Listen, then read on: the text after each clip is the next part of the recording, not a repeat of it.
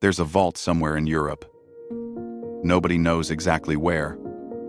Some say it's buried beneath the streets of Zurich, temperature-controlled and guarded by systems so sophisticated they make Fort Knox look like a garden shed. Others whisper about London, hidden beneath centuries-old banking halls where the walls themselves are secrets. Paris, Vienna, Frankfurt. The truth? It could be all of them. What everyone agrees on is this. Inside those vaults sits wealth that would make tech billionaires weep. Gold bars stacked like library books, each one stamped with dates going back 2 centuries. Government bonds from nations that no longer exist. Deeds to properties scattered across 5 continents. Vineyards in France, mines in South Africa, palaces in Austria.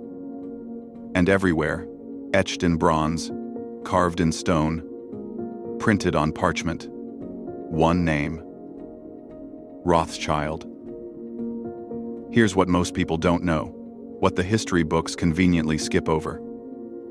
At their absolute peak, somewhere between 1820 and 1850, the Rothschild family controlled more wealth than the British Empire, the French Empire, and the emerging American economy combined. We're not talking about billions in today's money. We're talking about a fortune so incomprehensibly vast that modern economists have tried and failed to calculate it. Some estimates put it at over $400 billion adjusted for inflation. Others claim it could be north of $2 trillion. But those numbers?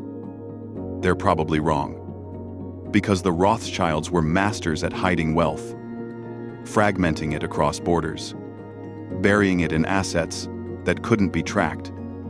The real number? Nobody knows. But here's the question that should haunt you. The one that nobody seems to ask. How does a family, locked in a ghetto, barred from owning land, forbidden from joining guilds, excluded from most professions, become the most powerful financial dynasty in human history? How do you go from having nothing to controlling everything? The answer begins in 1744, in the filthiest, most desperate corner of Frankfurt, Germany, in a place where hope goes to die. Picture Frankfurt's Jewish quarter in the 1760s. Actually, no. Don't just picture it. Smell it. 300 people crammed into a single narrow street called Judengasse, Jew Alley. 12 families living in one building. No running water, no sewage system, human waste running in the gutters, the air thick with the stench of poverty, desperation, and something else: anger. Because these aren't criminals. They're not there by choice. They're there because of laws, explicit, systematic laws that tell them exactly where they can live, what they can do, and how little they're allowed to become. By law, Jews in Frankfurt cannot own farmland, cannot join craft guilds, cannot sell weapons, silk, spices, or even fresh fruit. They're barred from walking in public parks, forbidden from marrying without permission from authorities who charge them fees they can barely afford. The only trades open to them? Money lending and dealing in second-hand goods, the scraps of Christian society. This is where Mayer Amschel Rothschild grows up. Born in 1744, Mayer watches his father struggle as a goods trader, competing with hundreds of other desperate families for the same thin margins. It's a race to the bottom, and everybody loses. Most men would accept their fate, keep their heads down, survive. Mayer Rothschild has different plans. He's smart, not just street smart, genuinely brilliant in ways that make even educated Christians uncomfortable. He studies, he reads, he observes, and most importantly, he asks the question that changes everything. What do rich people want that nobody else can give them? The answer comes to him one day while sorting through old coins in his father's shop. History. Wealthy collectors don't just want gold, they want stories. They want coins from ancient Rome, from the Holy Roman Empire, from battles and kingdoms that no longer exist. They want to hold history in their hands. Mayer starts hunting for rare coins. Not just any coins, specific ones, with provenance, with stories, with value beyond their metal content. He becomes obsessed, learns everything about numismatics, which rulers minted, which coins, which dates are rare, which markings indicate authenticity.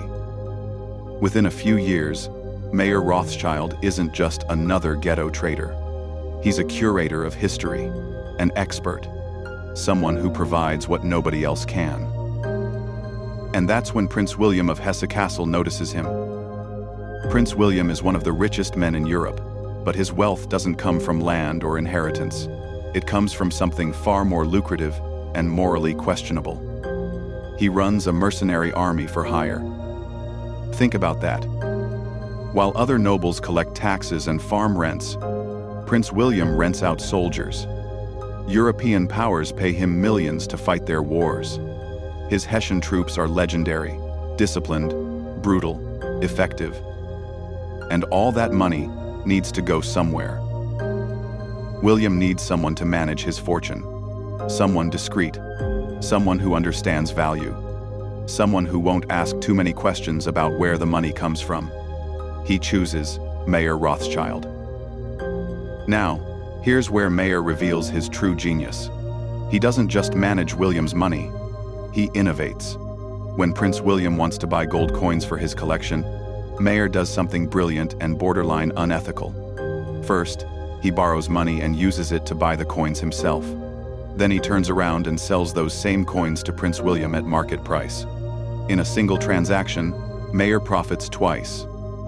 Once, from the 8% commission fee he charges for his services, and again, from the difference between what he paid and what he sold for. It's called front-running. Today, it would land you in federal prison. Back then, it was just smart business. By 1782, Mayer Rothschild has done the impossible. He's escaped the ghetto's gravitational pull. He's not just surviving, he's thriving. But wealth alone isn't enough. Not for Mayer, because he understands something that most rich men miss, something profound and terrifying. Money disappears, businesses fail, empires collapse, fortunes evaporate like morning fog. Only one thing survives across generations, through wars and revolutions and economic collapse: family. And Mayer Rothschild is about to build a family dynasty that will reshape the world. It's 1812, and Mayer Amschel Rothschild is dying. He's 68 years old, which is ancient by early 19th century standards. His body is failing, but his mind remains sharp as a blade. He knows exactly how much time he has left, and he knows exactly what he needs to do with it. He calls his 5 sons to his bedside. Amschel, the eldest, steady, reliable, unimaginative. Salomon, charming, diplomatic, a natural politician. Nathan, the 3rd son, aggressive, ruthless, brilliant. Carl, quiet, methodical, detail-oriented. And James, the baby of the family, the one everyone underestimates because he's young and arrogant and hungry to prove himself.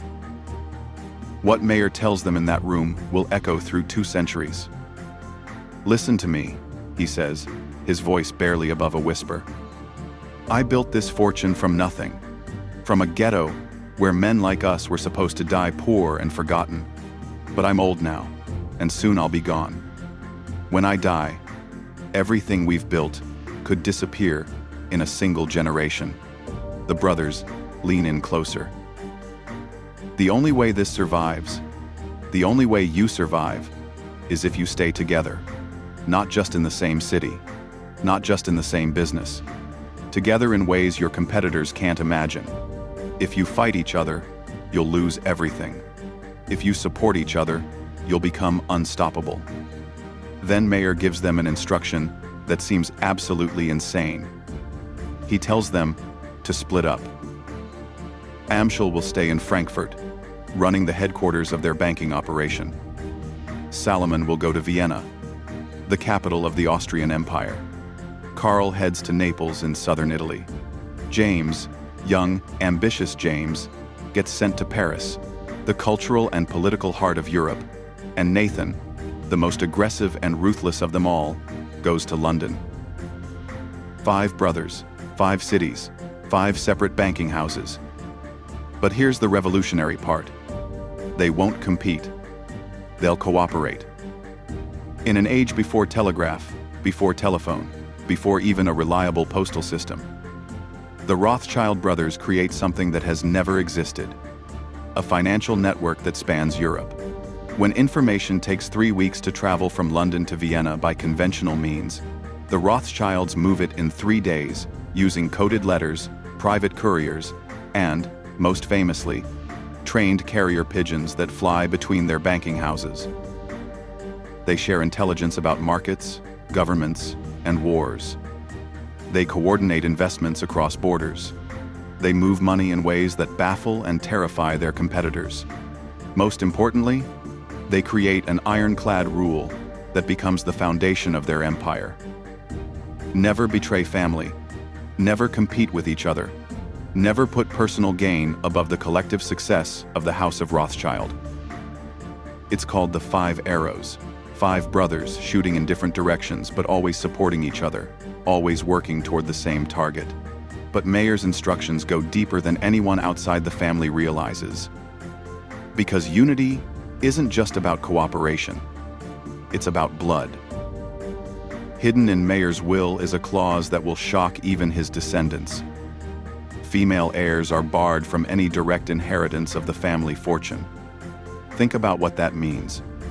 Daughters can't inherit, which means they can't marry just anyone, not if the family wants to keep its wealth intact. They need to marry men of similar wealth and status. And where do you find men of similar wealth and status when your family is the richest in Europe? You marry within the family. It starts almost immediately.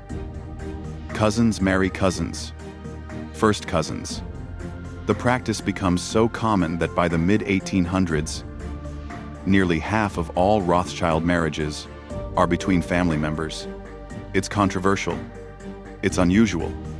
Some whisper it's unnatural. But it works. Every marriage that stays within the Rothschild name is another fortune that doesn't leave, another branch that doesn't split off, another potential weakness that gets eliminated. The strategy is ruthless, calculated, and absolutely brilliant. While other wealthy families see their fortunes fragment across generations, diluted by marriages to outsiders, divided among dozens of heirs, the Rothschild wealth stays concentrated. 5 arrows, 1 family, 1 fortune, and it's about to make them the most powerful dynasty on earth. London, 1806. Nathan Rothschild steps off a ship with £20,000 in his pocket, about $3 million in today's money. It's everything his father could spare, everything the Frankfurt Bank could safely invest in one person. The pressure is crushing. His brothers are establishing themselves in Vienna, Naples, and Paris. His father is watching from Frankfurt, waiting to see if Nathan has what it takes. And Nathan knows that if he fails, if he returns home broke, he'll disgrace the family name forever. He can't let that happen. Nathan Rothschild is 29 years old, speaks English with a thick German accent, and has a reputation for being difficult. He's short-tempered, aggressive in negotiations, and quick to take offense. People don't like him. He doesn't care. Within 2 years, Nathan turns £20,000 into 60,000. His secret? He doesn't just look for one source of profit, he finds 3. He starts in textiles, but not like everyone else. Most textile dealers buy finished goods and resell them. Nathan controls the entire supply chain. He buys raw cotton, controls the dyeing process, manages the manufacturing, then sells the finished product. 3 profit centers instead of 1. But Nathan isn't satisfied with textiles. He wants something bigger. Something that will cement his reputation, not just as a successful merchant, but as a serious player in high finance. He wants to get into government financing. And in 1810, opportunity comes knocking in the form of a war that's consuming Europe. Napoleon Bonaparte. By 1810, Napoleon has crushed Austria, humiliated Prussia, and turned most of continental Europe into French puppet states. Only Britain stands alone. An island fortress, desperately trying to fund a war effort that's bleeding the treasury dry. Britain's best hope is the Duke of Wellington, a brilliant military commander fighting Napoleon's forces in Spain and Portugal. Wellington wins, battle after battle, pushing closer to France. But there's a problem. And it's not military. It's financial. Wellington's army is fighting deep in enemy territory, and you can't pay soldiers or buy supplies with British pounds. You need local currency. French francs. The British government has mountains of gold sitting in London vaults, but it's worthless in Spain and France. They need someone who can take that gold, move it across enemy lines, convert it to French currency, and deliver it to Wellington, without Napoleon's forces intercepting it. It's impossible. Unless you're Nathan Rothschild. When the East India Company puts 800,000 pounds worth of gold up for auction, roughly $120 million in today's money, Nathan makes a move that shocks everyone. He buys it all. Not some of it. Not half. All of it. He leverages every connection, calls in every favor, borrows to the absolute limit of his credit, and secures the entire lot. Then he walks into the British Treasury and makes them an offer they can't refuse. I'll get your gold to Wellington, through Napoleon's blockades, through enemy territory, through his entire army. And I'll do it faster than anyone else can. The Treasury officials look at this brash, German-accented merchant and think he's insane. He's not. Nathan activates his family's secret weapon, the network. Using his brother's banking houses across Europe, Nathan creates a financial highway that completely bypasses Napoleon. Gold flows from London to Frankfurt, where Amschel converts it into different currencies. From there, it moves to Vienna through Salomon's connections, then to Naples through Karl. Finally, James in Paris coordinates the last leg, moving money through intermediaries and coded accounts until it reaches Wellington's army. The system works brilliantly. Wellington gets his currency. The British army keeps fighting. Napoleon's intelligence network never figures out how Britain is moving so much money through territory he supposedly controls. And Nathan Rothschild? He makes a fortune. Not just from commissions, though those are substantial. The real money comes from currency speculation. By controlling the flow of gold and currency across Europe, Nathan can predict exchange rate movements before anyone else. He's not just moving money, he's betting on it. By 1815, Nathan Rothschild is rich. Seriously rich. But he's about to become something else entirely. He's about to become legendary. June 18th, 1815. Near the village of Waterloo in present-day Belgium, Napoleon Bonaparte faces the Duke of Wellington in what will become the most famous battle in European history. Everything is on the line. If Napoleon wins, France reclaims its empire and Europe plunges back into war.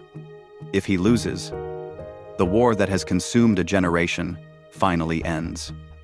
In London, 250 miles away, Nathan Rothschild is waiting. He's not waiting idly. He's positioned himself to profit from whatever happens next. Because Nathan understands something about financial markets that most people completely miss. Information isn't just power. Information is money. The London Stock Exchange is in chaos. British government bonds, essentially IOUs from the Treasury, are being traded frantically. Their price depends entirely on the outcome at Waterloo. If Britain wins, confidence in the government soars, and bond prices explode upward. If Napoleon wins, Britain faces invasion, economic collapse. And those bonds become worthless paper. Whoever knows the outcome first can make a fortune. Nathan has prepared for this moment. For weeks, he's had agents stationed near the battlefield with specific instructions. The instant the fighting ends, send word. Not through official channels. Those are slow, bureaucratic, unreliable. Through the Rothschild network. The battle rages all day. 70,000 men clash in the mud. Artillery roars. Cavalry charges. Infantry squares hold against French attacks. Wellington's position is precarious, his army stretched thin. Then, late in the afternoon, Prussian reinforcements arrive. The tide turns. Napoleon's Imperial Guard, his elite troops, make a final desperate assault. They break. By evening, it's over. Napoleon is defeated. Wellington has won. A Rothschild agent witnesses the final French retreat. He doesn't wait for official confirmation. He races to the coast, catches a boat across the English Channel, weather be damned, and rides through the night to London. Nathan Rothschild learns the outcome of Waterloo a full 24 hours before the British government does. Now, here's where history gets murky. Here's where legend and fact become impossible to separate. According to the most famous version of the story, Nathan goes to the London Stock Exchange the next morning and starts selling British government bonds. Not quietly.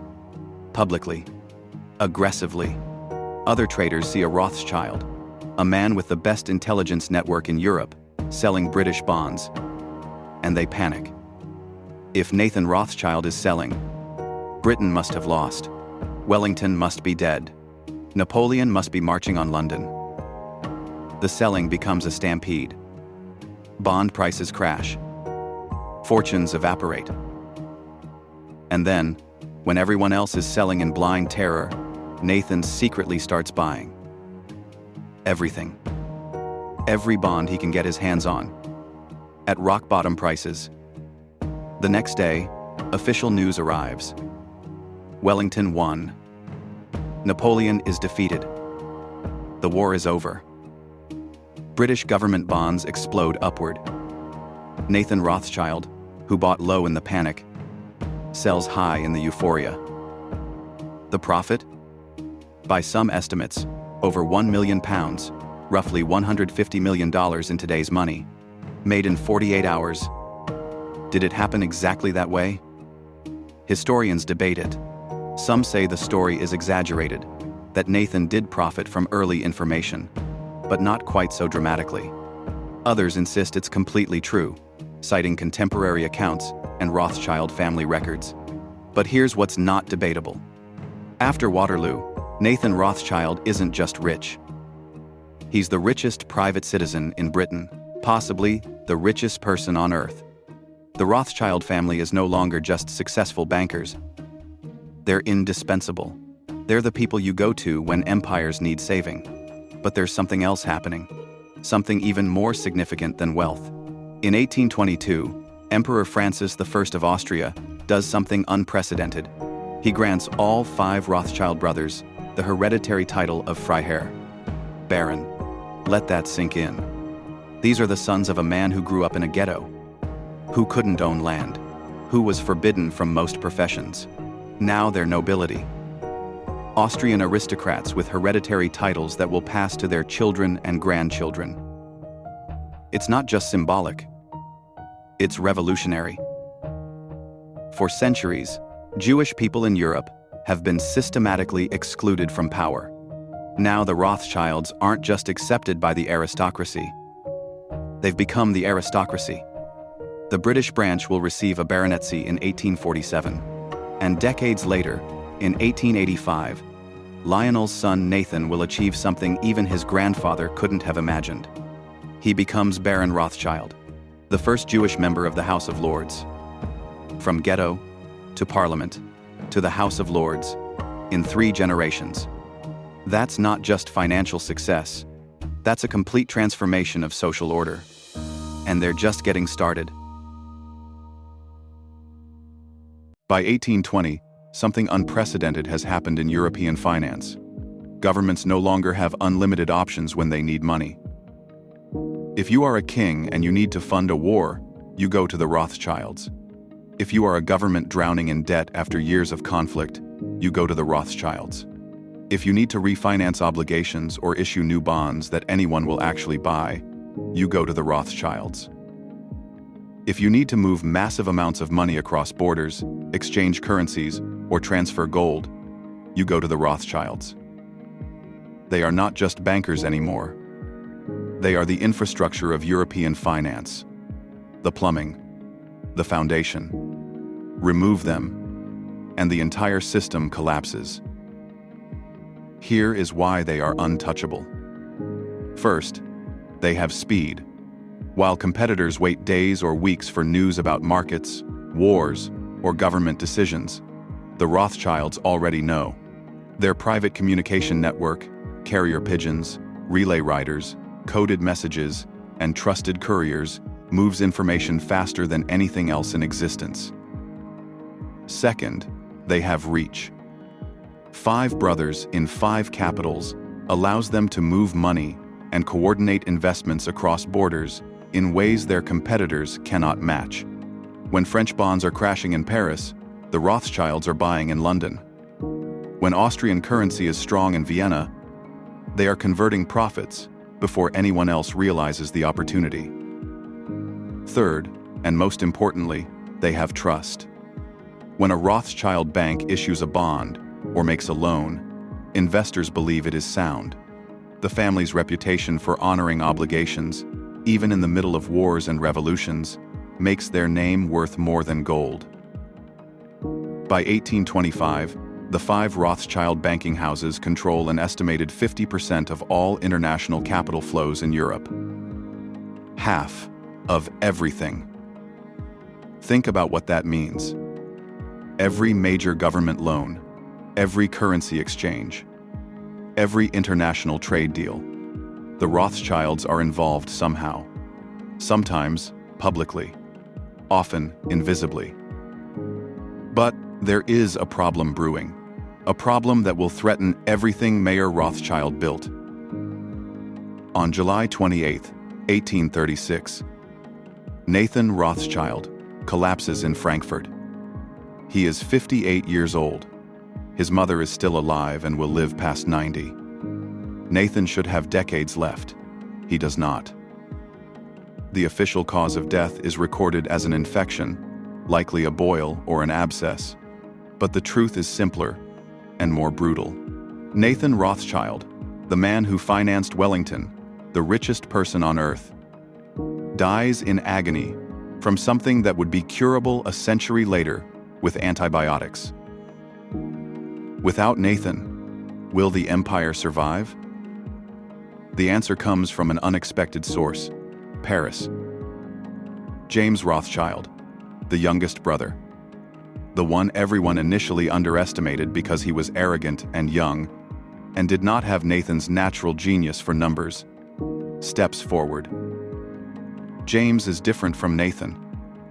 Where Nathan was aggressive and confrontational, James is subtle and political. Where Nathan dominated through force of will, James seduces through charm and connection. But most importantly, James sees something his older brothers missed. The future is not in government bonds and war financing. Not anymore. The future is in something that is literally transforming the landscape of Europe, mile by mile, year by year. Railroads. Picture Europe in 1840. Cities are exploding in size. London, Paris, Vienna. They are doubling in population every few decades. Factories are multiplying. Coal mines are booming. Steel production is skyrocketing. But there is a fundamental problem strangling economic growth. You cannot move goods fast enough. Horses and wagons are too slow, too limited. They can carry a few tons at most. Rivers only flow in certain directions. Roads turn to mud in winter and dust in summer. The Industrial Revolution is creating enormous wealth, but it is trapped, bottlenecked. waiting for a solution. Then comes the railroad. The first commercial railway opens in England in 1825, the Stockton and Darlington line. It is a novelty at first, a curiosity. Within a decade, it is obvious that railways are not a novelty. They are a revolution. Suddenly, you can move tons of coal, iron, and manufactured goods hundreds of miles in hours instead of days. Cities that were isolated are now connected. Markets that were local become national, then international. James Rothschild sees what is coming before almost anyone else. Railways are not just transportation. They are the future of everything. And somebody has to finance them. Building a railroad requires enormous upfront capital. You need to buy land, lay track, build stations, purchase locomotives, all before you earn a single penny in revenue. Most investors are terrified of this. Too risky, too expensive, too new. James sees opportunity. Throughout the 1840s, the Rothschild banking houses pour money into railway ventures across Europe. They finance tracks in France, Austria, Italy. They underwrite bonds for railway companies, then trade those bonds on secondary markets. But here is the genius part. James does not just lend money. He creates syndicates, groups of investors who share the risk. The Rothschilds put up some of their own capital, but use mostly other people's money to finance these massive projects. If a railway succeeds, the Rothschilds profit from commissions on the bonds, trading profits, and their stake in the company. If it fails, they lose far less than they would have if they had funded it alone. It is brilliant, it is profitable, and it makes the family even more powerful than they were before. By 1848, the Rothschilds are no longer just bankers. They are industrialists, infrastructure builders, architects of the modern world. But while they are getting richer, something ugly is growing in the streets beneath their counting houses. Resentment. February 1848. Paris. The streets are burning. Mobs surge through the city, overturning carriages, smashing windows, building barricades out of cobblestones and furniture. They are not just angry, they are starving. While families like the Rothschilds have been accumulating unprecedented wealth, average workers are barely surviving. Bread prices are astronomical. Housing is a nightmare. Factory wages barely cover rent, and everyone knows exactly who the government owes money to. The revolution spreads like wildfire. Within days, King Louis Philippe abdicates and flees the country. A provisional government takes over, and one of their first targets? The Rothschild Bank. For the revolutionaries, the Rothschild mansion in Paris represents everything they hate about inequality and concentrated power. It is a symbol, a target. James Rothschild, watching from his window as crowds gather outside, understands immediately. His life's work is about to be destroyed. The Paris Bank, one of the crown jewels of the Rothschild Empire, teeters on the brink of collapse. Withdrawals accelerate. Investors panic. Credit freezes. James does something desperate. He calls his nephew in London. Lionel Rothschild, Nathan's eldest son, receives the message and faces an impossible choice. He can save his uncle's bank, but it will cost a fortune. Millions in loans, just to stabilize operations. And if the French Revolution spreads, if other European governments fall, those loans could evaporate. On the other hand, if he refuses to help, the Paris branch collapses. And if Paris falls, it could trigger a domino effect. Vienna might collapse. Naples, even Frankfurt, the entire Rothschild empire could fracture.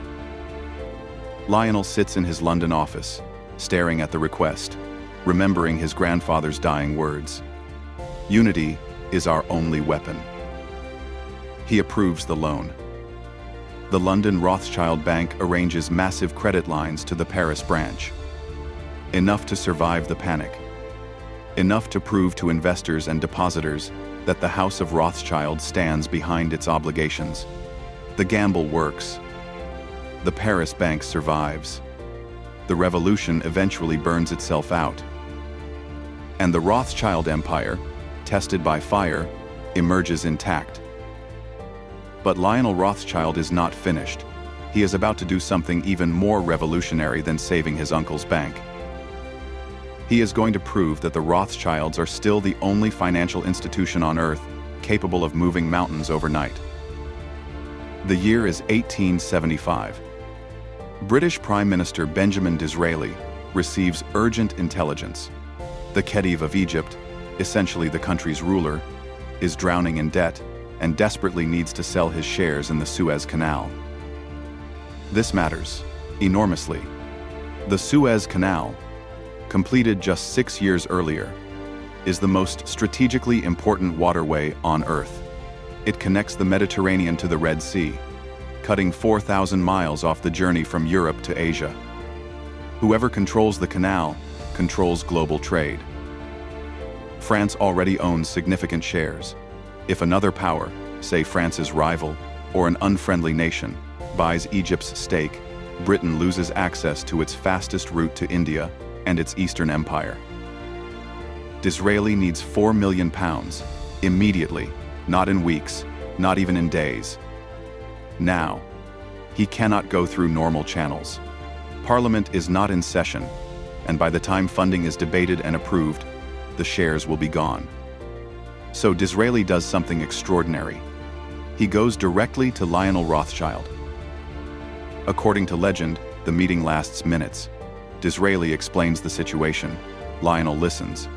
Then, without consulting anyone, without demanding collateral, without even drawing up formal paperwork, Lionel says, "You shall have it." Overnight, literally overnight, Lionel Rothschild arranges an unsecured loan of £4 million to the British government. The next day, Britain purchases controlling interest in the Suez Canal, one of the most important geopolitical acquisitions of the Victorian era, secured because a single banker could move £4 million faster than any government could. The Rothschilds do not just have money, they have something more valuable: the ability to deploy that money instantly, anywhere, for any purpose. In 1875, facing rising competition from American banks and changing markets, the Rothschilds prove they are still indispensable. But not every arrow in the quiver survives. But while Lionel breaks barriers in London, one of the 5 arrows is breaking. Remember Karl Mayer von Rothschild, the quiet one, the methodical brother who established the Naples branch? His banking house has been operating in the Kingdom of the Two Sicilies for decades, financing the Bourbon monarchy, building relationships with Italian nobility. Then, in 1861, everything collapses. Italy is unifying. Giuseppe Garibaldi's forces sweep through southern Italy, overthrowing the Kingdom of the Two Sicilies. The Bourbon king, the Rothschilds' longtime client, is deposed, fleeing into exile. The Naples Rothschild branch faces a choice: support the deposed king and risk everything on a losing cause, or abandon him and try to work with the new Italian government.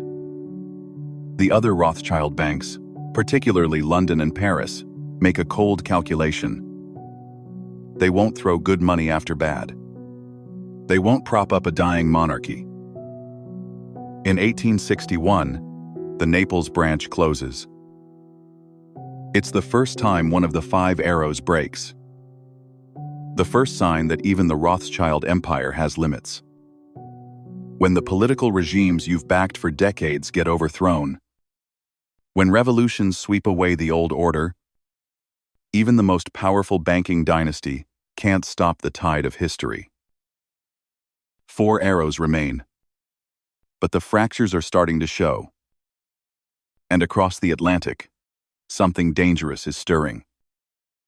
A new empire rising, bigger and more powerful than anything Europe has ever seen. His name is Junius Spencer Morgan. If you've heard of J.P. Morgan, the American banker who would become synonymous with Wall Street power, Junius is his father, the man who started it all. In 1864, Junius takes control of a merchant banking firm in London called George Peabody and Company. He's everything the Rothschilds aren't. American, Protestant, and hungry to prove himself in a world dominated by European old money.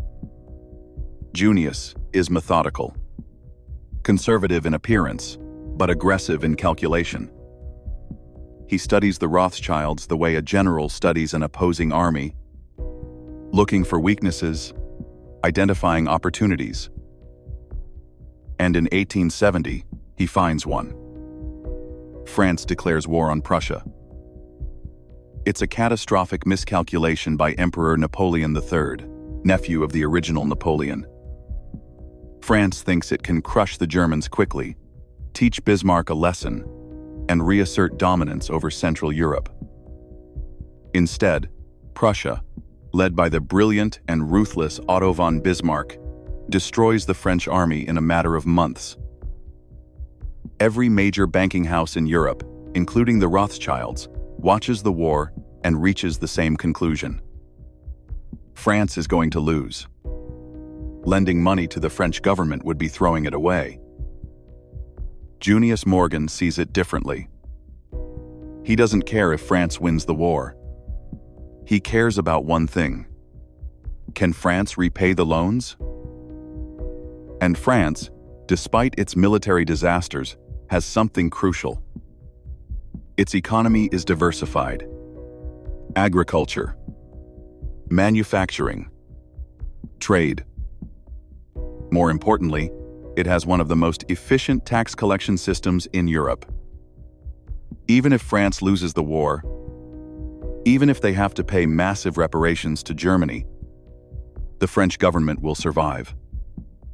And governments that survive pay their debts.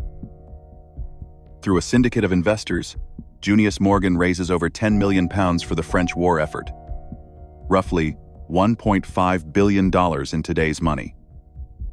France loses the war, badly.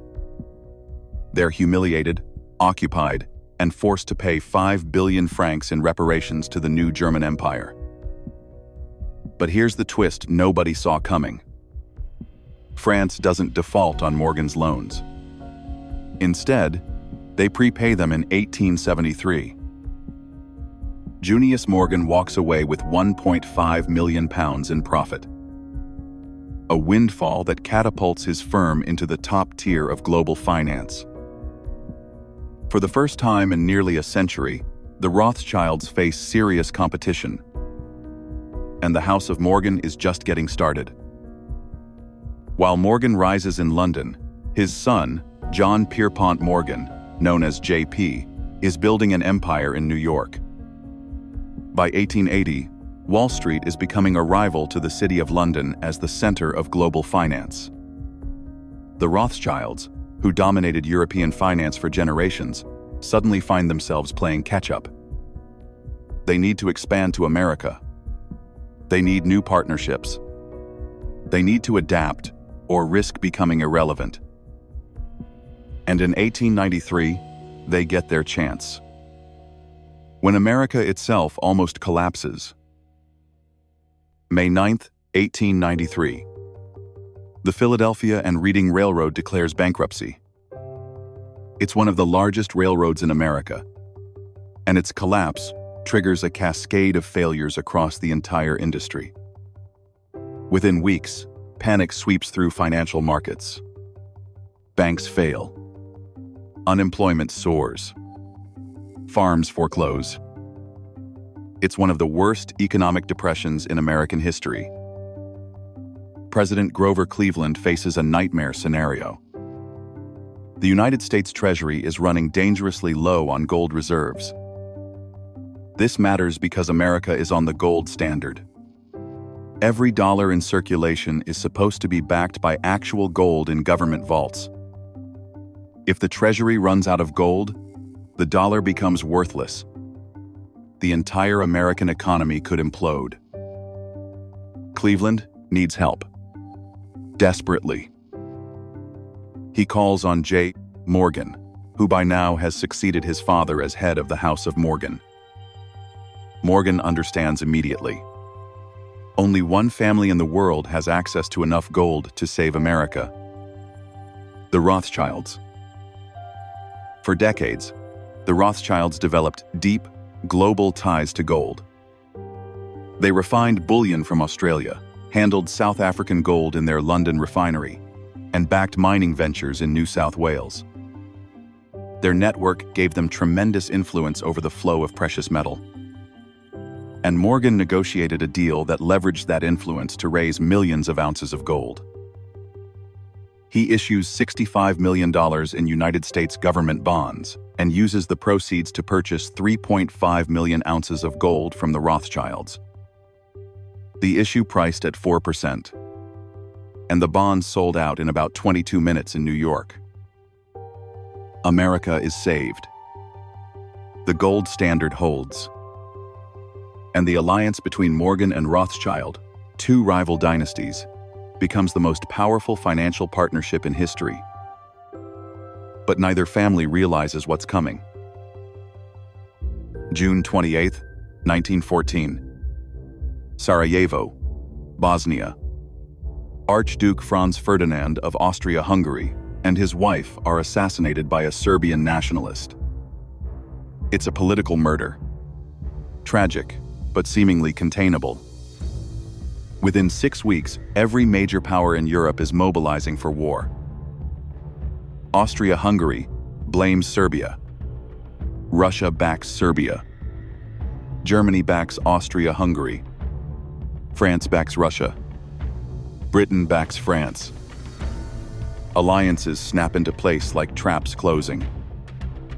And suddenly, impossibly, the entire continent is at war.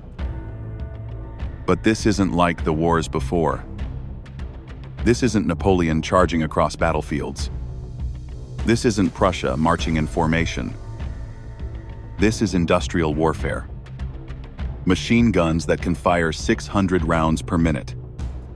Artillery shells that can destroy entire buildings. Poison gas. Tanks. Airplanes dropping bombs. The slaughter is incomprehensible. On the first day of the Battle of the Somme alone, July 1st, 1916, nearly 20,000 British soldiers die. In a single day. The Rothschilds, who have financed wars for over a century, are caught completely unprepared.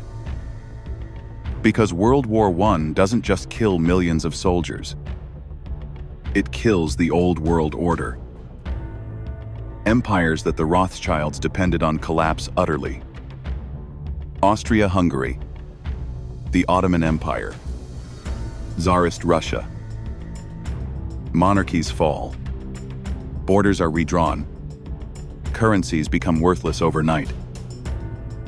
The Vienna Rothschild Bank nearly goes bankrupt. The Paris house survives, but is crippled by wartime losses. By the time the guns finally fall silent on November 11, 1918, Europe is a graveyard. 10 million soldiers dead. 20 million wounded. Entire generations lost. And the age of Rothschild dominance is over. So what happened to the Rothschilds? They didn't disappear. They're still here. Today, Rothschild & Company operates in 40 countries with over $100 billion in assets under management. They advise on mergers and acquisitions, manage wealth for some of the richest families on Earth, and operate quietly in the corridors of international finance. But they're not what they were. The age when a single family could control the fate of nations. When 5 brothers could coordinate the financial destiny of Europe. when a Rothschild could single-handedly save or destroy governments. That age is gone. Or is it? Because here's the uncomfortable truth that keeps financial historians awake at night. The systems the Rothschilds pioneered did not die. They evolved. International banking? Now it's called global finance. Managed by institutions like Goldman Sachs, J.P. Morgan Chase, and BlackRock.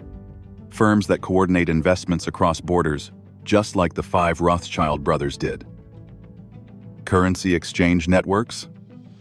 Today we call them foreign exchange markets, trading $7.5 trillion daily using the exact principles the Rothschilds invented. Information speed equals profit. Government bond markets? They're bigger than ever. Nations still need to borrow money. Banks still underwrite those bonds. The game hasn't changed.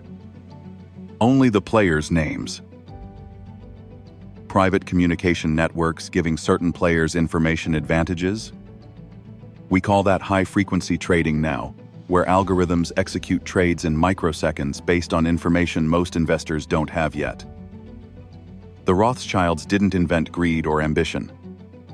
They invented something more lasting. The architecture of modern finance. And maybe that's the real story. Maybe the question isn't, what happened to the Rothschilds? But rather, how much of our financial system is still built on foundations they laid 2 centuries ago? Consider this.